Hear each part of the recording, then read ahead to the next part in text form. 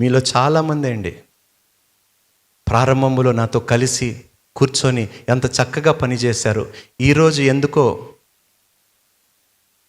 మమ్మల్ని ఎవరు పట్టించుకోవటం లేదంటారు సంఘంలో. అరే మీరు సంఘాన్ని పట్టించుకోవాలి కానీ ఎవరు మిమ్మల్ని పట్టించుకోవటం లేదంటే ఎంత దౌర్భాగ్యం అది. మన గురించి వస్తున్నామా, క్రీస్తు గురించి వస్తున్నామా సంఘానికి? ఇక్కడ మీ ఈగోసు, మీ ఫీలింగ్స్కి పట్టించుకోవటానికి కాదు, క్రీస్తు పనులు చేయటానికే మనం సంఘానికి పిలువబడ్డాము. మీ ఈగోల్ని తృప్తిపరచడానికి సేవకుడుగా నేను లేను, ఉండను కూడా. మీరు మారు మనసు పొందుకోండి. ఏ ప్రేమతో అయితే నాతో కలిసి పని చేస్తారో అదే ప్రేమ చూపించండి మరలా సంఘం ఎడల, నా ఎడల.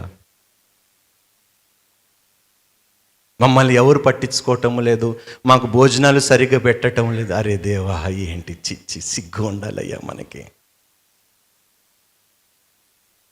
ఇవా మనం పట్టించుకోవాల్సిన విషయాలు సంఘములో?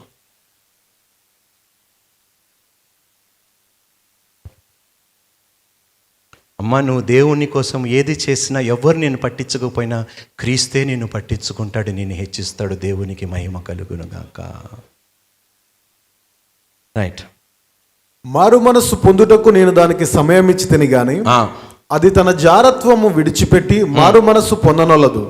ఇదిగో నేను దానిని మంచము పట్టించి దానితో కూడా వ్యభిచరించి వారు దాని క్రియల విషయమై మారు మనస్సు పొందితేనే గాని వారిని బహుశ్రమల పాలు చేతును, దాని పిల్లలను నిశ్చయముగా చంపేదను.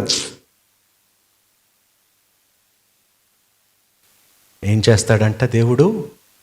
జారత్వము, వ్యభిచారము కలిగిన మనుషులు, పిల్లల్ని దేవుడు ఏం చేస్తానంటున్నాడు? ఎంజాయ్ చేయండి నాన్న,